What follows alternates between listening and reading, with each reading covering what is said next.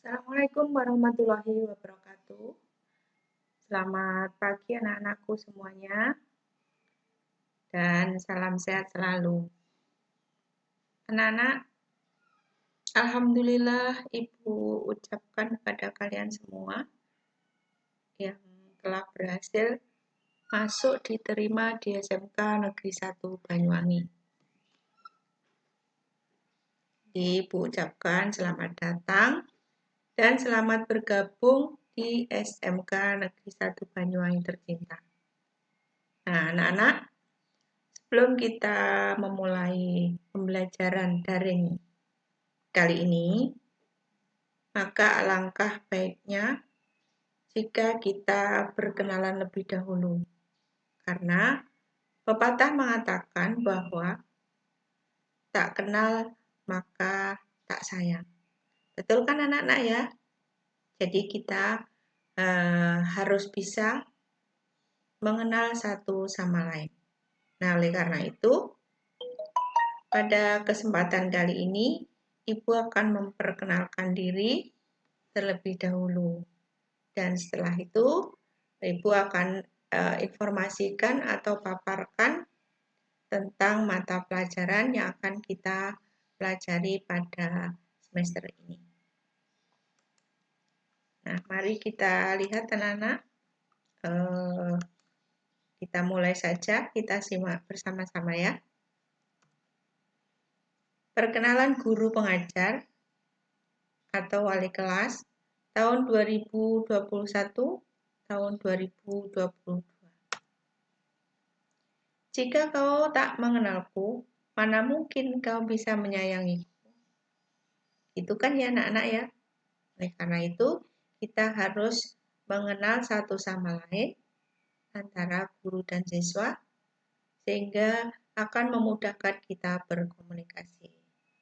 Anak-anak, perkenalkan, ini wajah saya, penampakan saya ya. Kemudian namanya Ibu Katmirah SPD. Nah, ini kalau di media sosial itu biasa dengan nama Katmirah.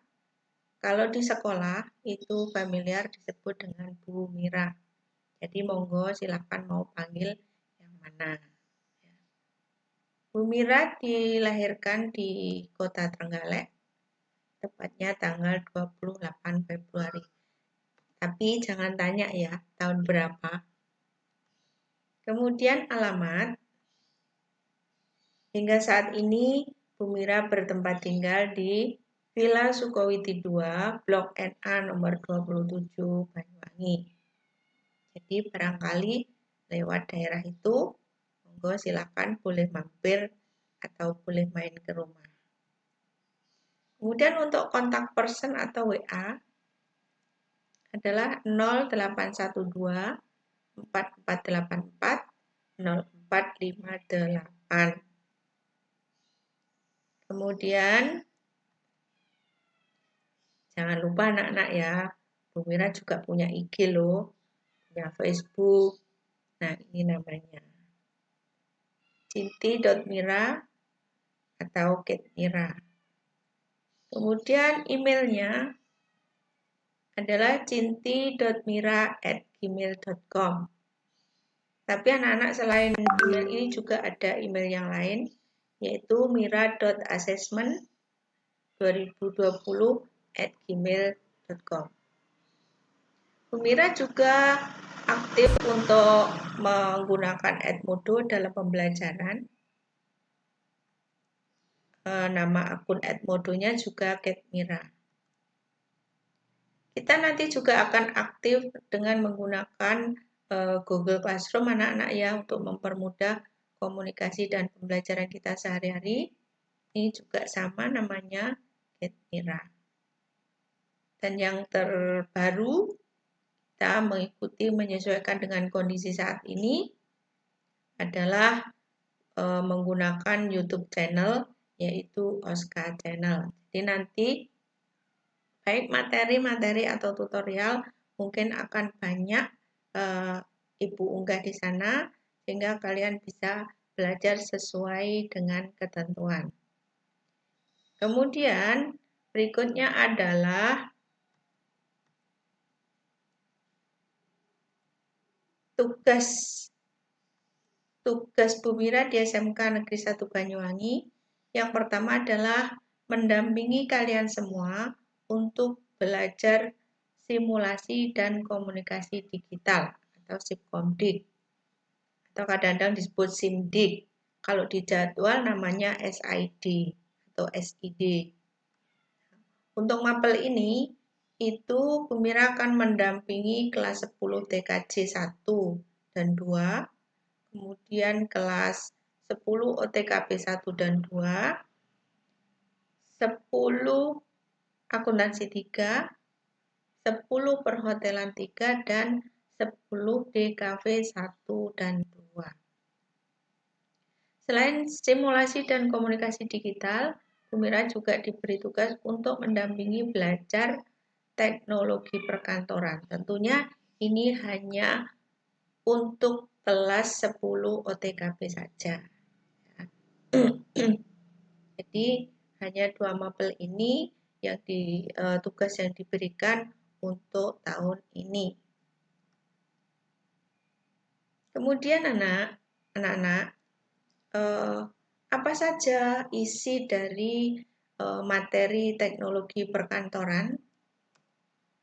Nah, ini adalah kompetensi dasar yang akan kita pelajari selama 1 tahun ke depan. Nah, itu kompetensi dasar 3 atau yang disingkat dengan KD3. Dan kompetensi dasar 4 yang disingkat KD4. Nah, KD3 ini anak-anak merupakan KD pengetahuan atau biasanya kita juga menyebutnya teori. Nah, sedangkan KD4 itu adalah KD keterampilan yang sering kita sebut untuk materi-materi yang berupa praktek atau demonstrasi. Sehingga KD3 dan 4 ini merupakan satu pasangan yang tidak bisa dipisahkan. Nah, adapun yang akan kita pelajari diantaranya adalah KD3.1 yaitu memahami teknologi perkantoran, otomatisasi perkantoran, dan virtual office atau kantor virtual anak-anak. Nah, ini berpasangan dengan prakteknya adalah 4.1 melakukan pengelompokan teknologi perkantoran, otomatisasi perkantoran, dan virtual office atau kelas virtual.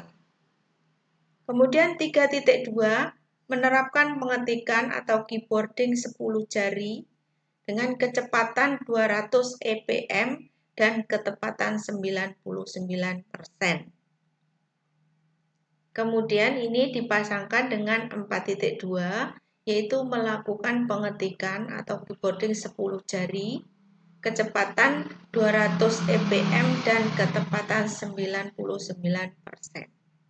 Jadi anak-anak, ini khusus materi teknologi perkantoran itu memang anak-anak atau siswa yang belajar di teknologi perkantoran wajib bisa mengetik 10 jari tanpa melihat keyboard dengan kecepatan 200 EPM. EPM itu entakan per menit atau karakter per menit dengan ketepatan 99%. Jadi kalau mengetik itu hanya ditoleransi kesalahannya hanya 1% anak-anak ya. Nah, ini baru bisa dikatakan terampil atau kompeten. Kemudian dilanjutkan 3.3 menerapkan pengoperasian aplikasi pengolah kata.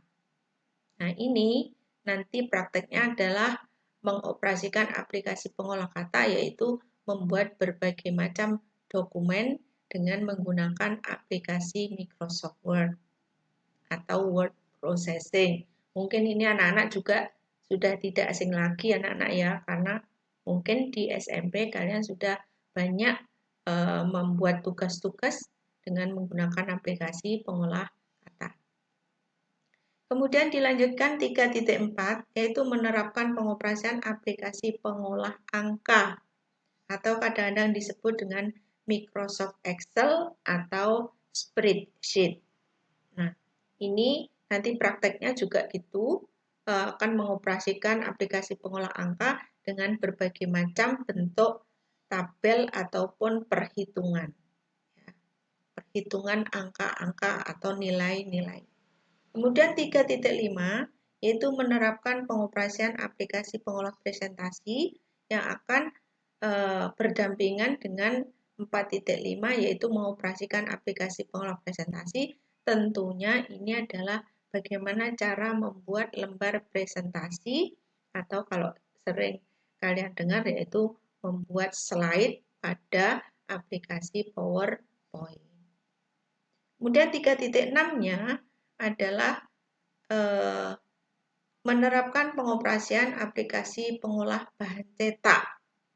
Nah, ini untuk prakteknya adalah mengoperasikan aplikasi pengolah bahan cetak. Ini tentunya atau disebut dengan aplikasi Publisher, aplikasi Microsoft Publisher. Jadi nanti kita akan pelajari bagaimana cara membuat kartu nama, kartu undangan, kemudian banner, kemudian spanduk, kemudian menu makanan, kemudian brosur, dan seterusnya ya. Kartu-kartu, name tag, dan sebagainya. Jadi menggunakan aplikasi publisher atau pengolah bahan cetak. Kemudian dilanjutkan 3.7 menganalisis informasi dari internet untuk menunjang pekerjaan kantor. Tentunya ini prakteknya adalah menggunakan informasi dari internet. Kita akan melakukan browsing, kita akan melakukan mungkin upload atau download dari internet dalam rangka menunjang pekerjaan kantor, mengirimkan email dan sebagainya. Kemudian dilanjutkan 3.8 yaitu menerapkan pengoperasian transaksi online. Tentunya prakteknya adalah kalian nanti akan mempraktekkan bagaimana kita melakukan transaksi online, baik secara individu maupun secara berkelompok. Ingat anak-anak, sekarang adalah eranya era online, sehingga transaksi pun kita sudah sering melakukan transaksi online. Dilanjutkan untuk KD berikutnya adalah KD 3.9 yaitu menerapkan prosedur kegiatan rapat atau telekonferensi. Tentunya bila dimungkinkan kita bisa nanti kita akan melaksanakan kegiatan rapat telekonferensi. Sekarang juga sudah bisa menggunakan berbagai macam aplikasi rapat telekonferensi. Kemudian 3.10 menerapkan pengelolaan informasi melalui web blog atau blog. Prakteknya kita nanti akan membuat blog dan sekaligus bagaimana kita mengunggah berbagai macam informasi kita atau tugas kita melalui web blog. Dan yang terakhir, nanti KD 3.11 adalah mengevaluasi penggunaan teknologi perkantoran. Ini prakteknya adalah bagaimana kita membuat laporan dengan menggunakan teknologi perkantoran. Nah, ini anak-anak sekilas tentang materi teknologi perkantoran yang akan kita pelajari selama 1 tahun ke depan. Tentunya ini nanti akan dibagi 2, yaitu semester 1 dan semester 2. Nah, nanti diusahakan semester 1 sampai KD 3.6 dan 4.6. Kemudian semester 2-nya 3.7, 4.7 sampai 3.11 dan 4.11. Nah, itu anak-anak yang perlu kalian pahami, sehingga mulai sekarang kalian sudah bisa menggambarkan atau meraba-raba, oh materi yang akan kita pelajari adalah ini. Kemudian kita lanjutkan anak-anak, ini tentang hal-hal atau apa ya anak-anak ya, setiap guru itu kan memiliki sifat dan ciri khas yang berbeda-beda, sehingga ada hal-hal yang tidak disuka maupun hal-hal yang disuka di dalam pembelajaran bersama-sama dengan siswa. Nah, apa saja hal-hal yang tidak disukai oleh guru atau ini khususnya dalam mata pelajaran teknologi perkantoran. Yang pertama adalah sikap atau sifat tidak sopan atau tidak beretika. Jadi nanti selama pembelajaran, baik di ruang kelas, di rumah, maupun pada saat kita berkomunikasi melalui dunia maya atau lewat internet atau online, ini tetap harus kita lakukan, ya. Sopan santun dan etika tetap kita lakukan, sehingga tidak ada alasan anak-anak untuk tidak melakukan hal-hal yang baik. Ya. Kemudian yang kedua adalah Bu Mira juga tidak suka jika anak-anak atau murid-murid itu tidak disiplin atau tidak tertib. Ya. Karena perlu kita ingat bahwa kedisiplinan dan ketertiban itu merupakan salah satu kunci keberhasilan dalam pembelajaran. Nah, kalau sesuatu hal itu dimulai dari sifat disiplin atau rasa disiplin dan tertib, maka semua tugas ataupun ketentuan-ketentuan akan bisa dilaksanakan dengan sebaik-baiknya dan tidak akan menemui masalah-masalah. Bu Mira juga tidak suka jika anak-anak tidak patuh atau tidak taat, terutama jika tidak patuh dan taat akan peraturan-peraturan atau ketentuan-ketentuan yang sudah ditetapkan baik oleh pemerintah maupun oleh sekolah dan juga oleh Bapak dan Ibu guru semuanya. Kemudian, nah ini juga dan hampir untuk semua guru itu tidak suka jika siswanya sering melakukan pelanggaran. Pelanggaran pada apa? Pelanggaran pada 1, 2, dan 3. Ya. Oleh karena itu anak-anak, mari kita cerminkan sifat dan sikap ya, yang tidak baik. Maksud saya, mari kita cerminkan jangan melakukan sifat-sifat yang tidak baik. Sifat-sifat atau tindakan yang melakukan pelanggaran yang tidak sesuai dengan ketentuan, baik ketentuan yang berdasarkan kebiasaan dan budaya maupun yang berkaitan dengan peraturan perundang-undangan. Kemudian juga jangan melakukan pelanggaran-pelanggaran lain-lainnya yang sejenis dengan 1, 2, 3, dan 4. Karena pada dasarnya anak-anak pelanggaran itu akan mengakibatkan kesulitan atau mengakibatkan terjadinya suatu persoalan yang akan menghambat dalam pembelajaran. Kemudian anak-anak, bagaimana Bu Mira nanti dalam melakukan penilaian? Tentunya Bapak Ibu guru itu melakukan penilaian-penilaian didasarkan pada hal-hal tertentu. Jadi tidak serta-merta kalau misalnya ulangan harian dapat 9, langsung penilaian di rapot mendapatkan 9. Belum tentu anak-anak. Tentunya didasarkan pada hal-hal berikut ini. Yang pertama, penilaian juga didasarkan pada nilai-nilai karakter, kepribadian atau personality, etika, kan?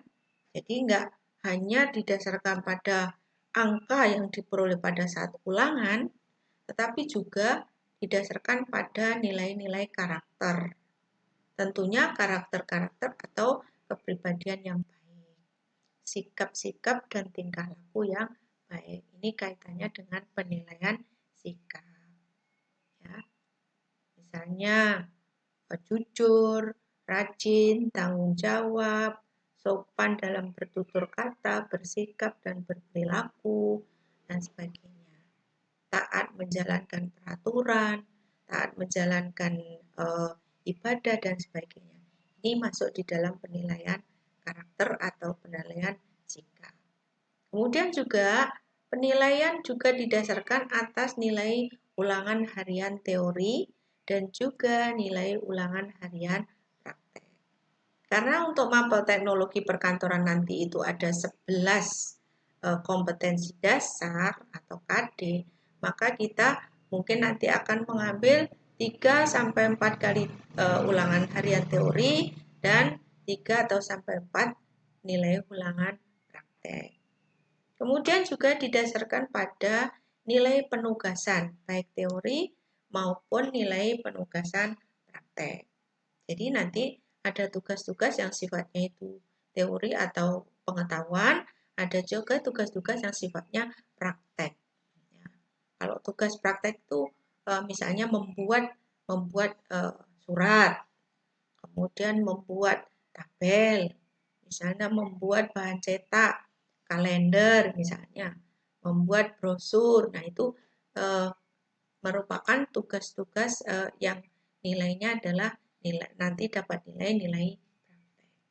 Kemudian juga penilaian juga didasarkan atas nilai dari penilaian tengah semester atau PTS. Kalau di SMP mungkin UTS ya, atau mid semester. Kalau di SMK disebut PTS, penilaian tengah semester. Nah, ini akan dilaksanakan pada saat pertengahan semester, misalnya sekitar bulan September. Kemudian PTS yang kedua nanti sekitar bulan Maret. Kemudian juga didasarkan atas nilai dari penilaian akhir semester atau PAS. Kalau dulu disebut dengan ujian akhir semester. Kalau di SMK disebut penilaian akhir semester atau PAS, dan yang terbaru kemarin adalah penilaian akhir tahun atau PAT. Itu anak-anak ya. Jadi istilahnya sering berubah atau sering diganti sesuai dengan situasi dan kondisi serta kontennya, anak-anak ya, atau esensi pembelajarannya. Kemudian juga selain 1-7, mungkin penilaian itu nanti juga masih didasarkan pada hal-hal yang lainnya, ya. Jadi tidak semata-mata hanya angka di atas kertas, tetapi juga memperhatikan berbagai macam hal dan permasalahan. Ini untuk dasar-dasar penilaian. Jadi semoga kalian nanti itu bisa menjalankan semua ini ya, sehingga tidak ada masalah di kemudian hari. Oleh karena itu, kalian harus rajin mengumpulkan tugas, mengikuti ulangan, mengikuti pembelajaran, selalu mengisi kehadiran, dan setiap hari juga hadir, termasuk kehadiran anak-anak juga didasarkan atas penilaian atas kehadiran. Ya. Jadi setiap hari hadir, kecuali kalau sakit. Kalau sakit tidak hadir boleh ditoleransi. Ya. Tapi kalau hal-hal yang lain yang sifatnya tidak terlalu penting dan tidak terlalu mendesak, maka tidak ada toleransi, sehingga anak-anak tidak boleh melakukan yang namanya tidak hadir tanpa ada keterangan yang jelas, alias alpa. Nah, itu anak-anak silakan dicermati, semoga, dan saya berharap anak-anak di 10 OTKP ini akan menjalankan pembelajaran dengan sebaik-baiknya, sehingga tidak akan menemukan kesulitan dan permasalahan di kemudian hari. Nah, demikian anak-anak yang perlu Bu Mira sampaikan untuk video kali ini memang sengaja khusus dibuat untuk mapel teknologi perkantoran. Ini diperuntukkan untuk siswa OTKP. Jika ada hal-hal yang kurang jelas, maka bisa ditanyakan kemudian melalui berbagai macam media yang kalian punya dan yang kita gunakan.